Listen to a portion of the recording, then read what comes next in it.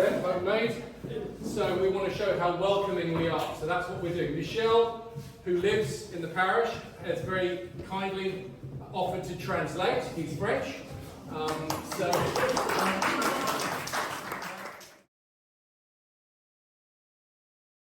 La chaise vacante. Michel, thank you very much for joining us. Michel is a parishioner, moved here to our parish from Brittany, and he has very kindly offered to translate for our guests from Omnes Capital. One of the things that you may observe is that the chaise is vacant, it is empty, and that is because we were stood up. The Irish subsidiary of Omnes Capital, Power Capital is the subsidiary. They chose this date. They told us they would come and give us an information day and information evening on this date. They booked the hall, the one we're in now. They booked it, and then they pulled the rug and cancelled. Why? Because they are grand poulets. Is that correct, Michel? Big chickens, probably not perfect French, but they have chickened out for whatever reason. So let me welcome Omnes Capital non-representative. Welcome to Abbeyknockmoy Monivea and Abbeyknockmoy and all of the areas around here. We're fascinated to hear about your plans for our parish, and we'd like to welcome you here, and we wanted to make you as comfortable as possible. Bienvenue donc à la chaise vacante de Omnes Capital. La communauté de Monivea, Abbeyknockmoy et aux alentours se réjouissait de vous rencontrer aujourd'hui. Vous avez décidé de la date, du lieu, et au dernier moment, vous n'êtes pas venus. Nous sommes effectivement très très déçus, mais nous allons néanmoins tenter de vous poser quelques questions. Merci. Merci. Thank you. Merci. So, what we would like to ask you, first of all, Omnes Capital, is why you would choose Ireland, because you may not have noticed, but the sun doesn't shine here as much as it does in, for example, France. La première question que la communauté voudrait vous poser, c'est pourquoi avoir choisi l'Irlande? L'Irlande n'est pas connue pour son ensoleillement par rapport à la France, par exemple. Donc pourquoi l'Irlande et pourquoi l'ouest de l'Irlande? And we were wondering if it had anything to do with the off-take agreements that your company's subsidiary in Ireland has with Microsoft and with Google, that you have these off-take agreements for power. Is it something to do with that? La communauté se demande est-ce que par hasard il n'y avait aucune relation avec les accords de votre division ici en Irlande avec Microsoft et Google. And we also are wondering why, if you are going to bury 1,000 acres of our parish under solar glass with cadmium and lead and other pollutants in it,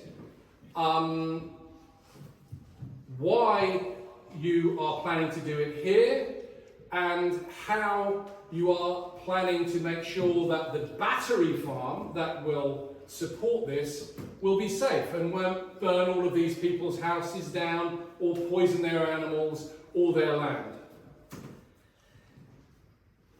Bien sûr, il se demande pourquoi avoir choisi cette région, pourquoi vouloir recouvrir un millier d'acres avec tous les panneaux, les risques de contamination au cadmium, au lithium, avec toutes les possibilités d'empoisonnement et de risques pour la santé des personnes et du bétail, et aussi les risques d'incendie liés à toutes les batteries.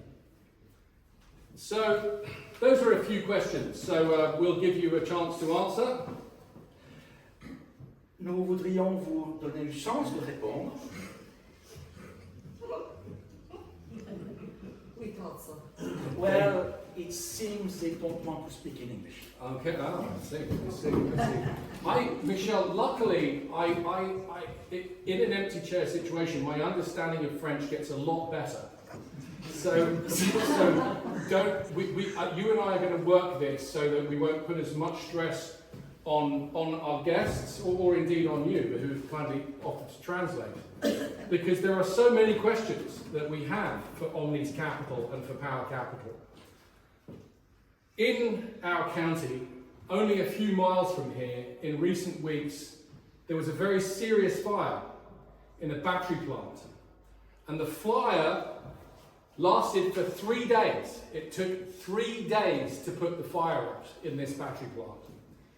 And there are still firefighters from our county who are off sick and ill with some inexplicable symptoms following the result of that fire. Now, the battery plant that would support this solar plant, this solar desert here, is much bigger than the one that went on fire in Clare, Galway. And I know that there are people here, me included, who would like to know what the plans are to fight a fire in that battery plant, to put it out, to deal with evacuation of residents and farm animals, and to deal with decontamination if there is a fire that pollutes our area. We need the answer to that, because unlike you, Omnes Capital, we can't not show up here. We live here. This is our community, these are our farms, and even more than the farms, we have many more what we'll call rural dwellers. That is people. Michel, do you have a farm here? No, I don't. Exactly. Michel is a very good example, and there are many other people here that don't actually farm, but that have chosen to live in the rural west of Ireland and make this their home and bring up their families here. And one of the things that clearly your 1,000-acre solar desert is going to do is devalue homes. Some of the people that have come here this evening, the locals that have come here this evening, have shown me on your maps that you put together on Omnes Capital, where their homes are. And clearly, when you chose those locations to put your Chinese solar glass, you took no consideration for where these people's homes are, or the fact that even a fool would understand that those homes are going to be massively devalued, because there are no credible studies anywhere that show that homes beside big solar plants maintain their value or go up in value in accordance with others. It is a devaluing act. And there are hundreds of millions of euros worth of homes and family homes in this parish. People have built those homes and their families here, in some cases for more than 1,000 years. Certainly for hundreds of years, people in this room. In some cases, the ones who weren't Normans, they've been here even longer. And you can't just show up in our parish, or even worse, not show up in our parish after telling us that you will be here, and tell us that there's nothing we can do about it. There's a person in this room this evening who had their property violated, and we wrote to your ambassador about this on these capitals, to the French ambassador, and who was told categorically that either they would sell the property that would be needed or it would be taken. Presumably through some form of compulsory, through some form of compulsory. Now I tell you, and this is something on this capital you need to understand. For just over 700 years, we dealt with people doing that to us here. We dealt with it. There was a few hundred years in that period where we weren't even allowed to own property. We couldn't own our own land. We couldn't own our own house. We couldn't get an education. We know what it is to be excluded and be told there's nothing you can do about it. And you may notice something. We did something about that. And you cannot roll into Abbeyknockmoy Monivea, or I would suggest even to Ireland, and tell us that you're going to take something, somebody's property, whether we like it or not. Here, here.